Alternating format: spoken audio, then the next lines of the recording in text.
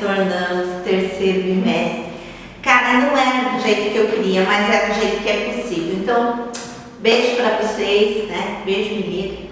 E aí, a gente vai se encontrando dessa forma, pelo Dobrante, e vamos tentando, né, fazer o nosso melhor nesse momento. Isso é que é possível. A gente inicia, então, com o primeiro reinado. A gente vai um pouquinho falar do Brasil nesse bimestre, terceiro bimestre. A gente fala primeiro reinado, período regencial, segundo reinado. A gente vai para a Europa também, em algumas coisas, unificação italiana, unificação alemã, mas a gente vai tudo por partes, tipo Jack Estripador, né? Tudo por partes, certo? Então vamos lá. Nesse momento, a gente vai falar um pouquinho do primeiro reinado e a gente vai aprofundando pelas nossas aulas online, ok, gente? Como que acontece o primeiro reinado, né? Então, a gente lembra que Napoleão Bonaparte, então, tinha feito o bloqueio continental lá, que a Dona Maria tinha trazido, então, né, ou tinha mandado o Dom João VI com a sua esposa e seus filhos para o Brasil, para que Portugal não perdesse suas relações comerciais com a Inglaterra. Dessa forma, então, houve a interiorização da metrópole, ou seja, a colônia passa a ser metrópole no nosso período joanino aqui. Aí vai ter uma crise lá em Portugal. Essa crise, chamada de Revolução Liberal, a Revolução do Porto lá em Portugal, exige a volta de Dom João, então, para Portugal. Dom João já tinha, então, feito a união de Brasil Unido, né? Então, Brasil Unido a Algarves, em que ele transformava também o Brasil em um reino, e ele retorna, né, já que ele estava sendo ameaçado de que Portugal ia ser uma constituição, já tinha uma constituição, enfim, né, e ele acaba retornando e deixando então o Dom Pedro I como príncipe regente aqui no Brasil. Então Dom João volta para Portugal, mas deixa o príncipe regente aqui no Brasil. Da mesma forma, né, o que vai acontecer? No Brasil havia movimentos de que queria se tornar independente, visto que toda a América Latina, ou grande parte da América Latina, já tinha feito a sua independência dos países europeus. E isso no Brasil era bem aflorado, né? Então, o que vai acontecer? A gente vai ter um grupo muito forte de independência, o que vai estimular, inclusive, o Dom Pedro I nessa ideia, pelo menos, né, a princípio, né? Não estava pensando em se tornar independente. Ele não queria uma guerra com Portugal, mas já havia essa ideia, tanto que ele se aproximou, então, de algumas lideranças dessa independência. Mas, enfim, quando lá em Portugal, né, Dom João VI, ele acaba sofrendo uma pressão e eles querem que o príncipe volte, né, também para Portugal, para fazer uma recolonização do Brasil. A ideia era que o Brasil voltasse a ser colônia. Então, enquanto o príncipe regente estivesse aqui no Brasil, ele não poderia voltar a ser colônia. Por isso havia a exigência, então, de que ele voltasse também, junto com a família real, para Portugal, o que ele não fez. E aí todo mundo conhece aquela célebre, né, imagem dele em cima do cavalo lá e tudo mais, gritando que se fosse para o bem de todos, então diga ao povo que fico, que é o dia do fico que nós comemoramos. Bom, a gente sabe que aquela imagem do pintor Pedro Américo, ela não foi feita nesse exato momento, ela foi retratada depois como um momento importante do nosso país, por isso que ele é retratado como um herói, todo bonito, todo bem arrumado, no seu cavalo, né? Uma coisa interessante é que quando você vê essa imagem, ele tem um casebre no final, e depois alguns estudiosos descobriram que aquele casebre, no momento do dia do fico, ele não existia, mas no momento que o Pedro Américo foi até o local para se inspirar, o casebre existia, por isso que ele é retratado nessa imagem. Então a gente tem a imagem do herói, e aí a gente começa então o primeiro reinado efetivamente como o dia do fico. Essa independência do Brasil, ela foi feita, que a gente diz assim, engendrada, ela vem de cima para baixo, o povo não participou, não é igual a gente viu nas independências na América Espanhola, né, em que houve lutas, houveram conflitos, o povo efetivamente participar. Aqui no Brasil não, eles dormiram dependentes em Portugal e acordaram independentes com o dia do fico. Não teve assim uma grande manifestação, mesmo porque a maioria da nossa população ela era escrava, né, afrodescendente. E aí por isso que a gente diz que ela vem, a independência vem de cima para baixo. E até alguns dizem assim que é por isso que nós não temos esse sentimento patriótico, né, porque nós não lutamos por nada. Então, não sei se é verdade, mas falo. Nesse momento a gente vai ter o Brasil em formação, em que eu tenho uma elite formada por portugueses, uma elite que já tinha enriquecido aqui no Brasil, né, dos senhores de engenho, dos pecuaristas, enfim. E a gente tem uma classe mais pobre e a gente tem uma grande massa de afrodescendentes que são os escravos, então, que são os excluídos da participação política, por isso que a gente diz que ela é de cima para baixo, né? Então não teve nenhum movimento. A Inglaterra, ela era a principal interessada em que o Brasil se tornasse independente. Por quê? Porque aí ela poderia negociar com o Brasil sem nenhuma interferência. E aí ela vai, então, né, quando ao grito do fico, essa desobediência então do Dom Pedro I, e ele vai pedir para a Inglaterra intervir agora nessa negociação. E a Inglaterra ela intervém. Os Estados Unidos foi o primeiro país a reconhecer o Brasil como independente, mas a Inglaterra foi quem ficou nessa negociação. De graça? Claro que não. Cobrou em torno de 2 milhões de libras esterlinas lá. Então agora, quem era a nossa metrópole? A Inglaterra, porque a gente ficou devendo para a Inglaterra. A Inglaterra se tornou nossa credora, a ponto de exigir que o Brasil começasse a abolição da escravidão. Gente, a gente está falando em 1821, por aí, 22, nessa faixa aí. A abolição vai acontecer em 1888, né? Mais de 60 anos para frente. É óbvio que para o Brasil não era interessante a abolição naquele momento, porque dependia da mão de obra escrava. A partir de 1830, o café vai ser a nossa principal fonte econômica, e a gente sabe que ele é de monocultura, de mão de obra escrava, em grandes latifúndios, com os cafeicultores, enfim. E aí, então, para o Brasil isso não era legal. Mas o que o Brasil faz? Ele começa a fazer, então, algumas leis, as leis para inglês ver, né, para que os ingleses ficassem satisfeitos. Então eles vão fazer lá a lei do Aberdeen, e aí a gente vai fazer aqui a Eusébio de Queiroz, que está proibido o tráfico negreiro no Brasil a partir desse momento, né, para que os ingleses então não ficassem tão descontentes com o nosso país. E aí, então, ela vai dar o fim do tráfico negreiro. Eu coloquei aqui, ó, o nome da Leopoldina, a imperatriz do Brasil. Por quê? Porque a gente tem que lembrar, né, que em 1820, 1830, as mulheres não participavam do cenário político, mas a princesa Leopoldina, ela teve uma participação muito importante.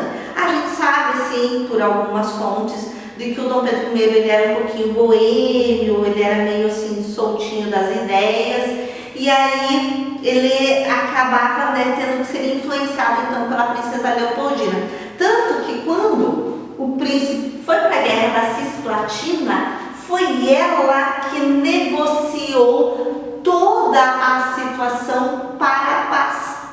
Né? Então eu trouxe ela, a gente já tinha mulheres quituteiras, que trabalhavam, a gente tinha as lavadeiras, a gente tinha essas mulheres que tinham então algumas profissões, mas a princesa Leopoldina, ela é importante na nossa história, só que ela não aparece pela questão de que a história ela sempre foi muito voltada ao setor masculino, né? Mas eu trouxe como uma chamada para nós. Nesse momento, então, agora a gente vai ter o primeiro reinado, a gente não pode mais continuar a viver sob as mesmas leis de Portugal, ou mesmo com as mesmas leis que existiam até então, e o Dom Pedro I, então, ele vai chamar uma Assembleia Constituinte para fazer uma constituição do seu reinado. Só que essa constituição, chamada Constituição da Mandioca, ela vai, então, ser uma constituição de elite, censitária, em que para participar da Constituição, os deputados e tudo mais, eles tinham que ter uma renda X, né, que era determinada. Então, volto a dizer, a Assembleia Constituinte, que vai sair para a Constituição de 1824, ela vai ser, então, de elite, só a elite participava, certo? Ou, né, aqueles que eram financiados também pela elite, mas normalmente a elite. Mas ele vai fazer essa Assembleia Constituinte com dois grupos opositores, o Partido Brasileiro e o Partido Português. Esse Partido Brasileiro, ele queria, então, que Dom Pedro I ele fosse o reinante mesmo aqui no Brasil, mas que, assim, a participação do povo fosse um pouco maior, enquanto o Partido Português queria que os seus privilégios fossem mantidos e que o Brasil ainda continuasse, né, com ligações em Portugal, porque eles eram do Partido Português. O Dom Pedro I, né, então ele vai se aliar mais a esse Partido Português, e aí eu preciso explicar porquê, né, visto que ele também era português, e era mais fácil então se tornar dependente desse Partido Português, o que desagrada a maioria da população e desagrada também os participantes do Partido Brasileiro. Nesse conflito, o que o Dom Pedro faz? Ele dissolve a Assembleia. Bom, vocês estão brigando? Então ok, então ninguém vai fazer mais a Constituição. E ele dissolve, conhecido como Noite das Agonias, né? Porque é agonizante você não participar do processo político. E aí, Noite das Agonias. E ele vai chamar, então, o fulano, ciclano, beltrano, e essas pessoas é que vão escrever a Constituição de 1824. Né? Então, não há uma participação efetiva. E aí, nessa Constituição, a gente tem aqui os 4 poderes. Legislativo, Executivo e Judiciário, que você já sabe para que serve cada um deles. Mais o Partido Moderador. O que era o Partido Moderador? O Partido Moderador era o próprio imperador. Se ele não gostasse de alguma lei, ele vinha e intervinha com o Partido Moderador e não deixava aquela lei existir, ou aquela justiça, ou seja lá o que fosse. Então, o imperador ele concentrava nas suas mãos o Partido Executivo, ou o Executivo, e também o Moderador. Resumindo, quem mandava era ele. Nada mudou. Mas, enfim, a gente tem essas situações dentro, então, desse primeiro reinado. Você percebeu como que ele foi formado? Você está ligado aí? Então, ok, vamos para frente. Aquele povo do Partido Brasileiro, mais a população que estava descontente, quando o Dom Pedro dissolve a Assembleia Constituinte, eles percebem o autoritarismo do Dom Pedro I. E esse autoritarismo vai fazer com que surja a Conferência do Equador. E a gente vai ter, então, agora eu vou ter que ver, porque eu não me lembro todas as províncias que vão se unir. Pernambuco, Ceará, Paraíba, Rio Grande do Norte, Alagoas e Sergipe vão então se unir nessa Confederação do Equador, e aí você entende que é mais próxima à linha do Equador, por isso que é chamada de Confederação do Equador. E eles vêm então nesse movimento republicano. Tá, o Partido Português queria dependência para Portugal. O Partido Brasileiro queria o Dom Pedro com maior participação política. Então, já que o Dom Pedro foi autoritário, vamos fazer o seguinte, então vamos fazer uma república, porque a Argentina já era uma república, porque os outros países da América Latina já eram uma república. Então, a ideia de república fervilhava, né? E aí eles fazem a Confederação do Equador. E a gente vai ter então o Frei Caneca, uma das lideranças dessa confederação, em que ele vai ser executado. E é interessante, e agora eu não lembro bem, mas aí depois a gente vai conferir, de que o Frei Caneca, a pena dele, se eu não me engano, era para ele ser enforcado. E aí os seus algozes ficaram assim receosos de enforcar o Frei e acabaram fuzilando, ou era o contrário, era fuzilamento e ele foi enforcado. Mas de qualquer forma o Frei Caneca, que era um dos líderes da Confederação do Equador, ele acaba morrendo e ele se torna símbolo então da República nesse momento. Outro conflito que se tem no primeiro reinado é a questão cisplatina, ou a Guerra da Cisplatina. Aonde que fica? Ali onde é o Uruguai. O que tinha acontecido? Em 1816, ainda Dom João tinha invadido essa região da Cisplatina e anexado anexado o Uruguai ao território ou ao Império brasileiro. Né? Então, olha, o Uruguai já pertenceu para nós. Por quê? Porque ele era uma localização estratégica, mas essa invasão e essa anexação do Dom João nunca foi reconhecida pelos cisplatinos, né? E aí, quando o Brasil se torna independente, a gente tem nessa região o movimento de independência também. Como eles nunca tinham reconhecido, vão fazer o quê? Uma guerra de independência que vai estourar aqui no primeiro reinado, então. E então é o Dom Pedro que vai enfrentar essa guerra cisplatina. E adivinha quem que negociou a paz? Inglaterra, né? Então a Inglaterra, ela vai negociar a paz e agora vão reconhecer a República então do Uruguai, e o Uruguai se torna independente, e é o que a gente tem hoje em dia. Eu não tenho essa informação correta, mas alguns anos atrás, o Uruguai era o país da América Latina com melhor IDH, né? Então, assim, eu não sei se isso permanece, mas era, sei lá, uns 10 anos atrás, né? E aí é bacana da gente saber e da gente lembrar disso, que a gente acabou perdendo, porque o Dom Pedro não foi astuto, de repente, o suficiente para manter o Uruguai conosco.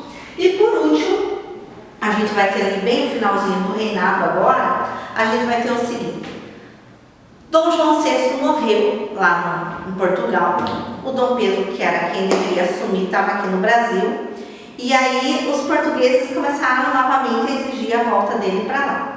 O que ele faz? Ele manda a filha dele, a Maria da Glória, com 7 anos mais ou menos, para Portugal, para assumir o trono, porque ele não queria deixar o Brasil, porque ele tinha as concubinas dele, ele tinha a Marquesa de Santos, né, que era a sua amante principal, e ele não queria então deixar o Brasil. E ele manda a Maria da Glória como tutor, o Marquês de Barbacena, se eu não me engano, para lá. O que acontece? Quando a Maria da Glória chega para assumir o trono, o Dom Miguel, que era o irmão mais novo do Dom Pedro, não aceita isso.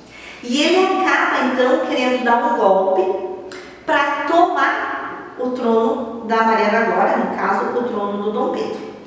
Quando isso acontece, né, o Dom Pedro já estava aqui no Brasil com a insatisfação, a impopularidade do Dom Pedro era muito grande aqui no Brasil. E aí a gente teve uma noite chamada Noite das Garrafadas, onde simpatizantes e não simpatizantes do Dom Pedro, eles se enfrentaram nessa conhecida Noite das Garrafadas no Rio de Janeiro. E aí o Dom Pedro disse assim, não tem como ficar. E aí o que ele faz? Ele abdica do trono do Brasil, vai para Portugal, evita um golpe lá, assume o trono de Portugal, e ele deixa aqui no Brasil o Pedro de Alcântara, que era o seu filho, com 5 anos de idade, para reger o Brasil, o que nós vamos, a partir da semana que vem, falar que é o período regencial. Até semana que vem.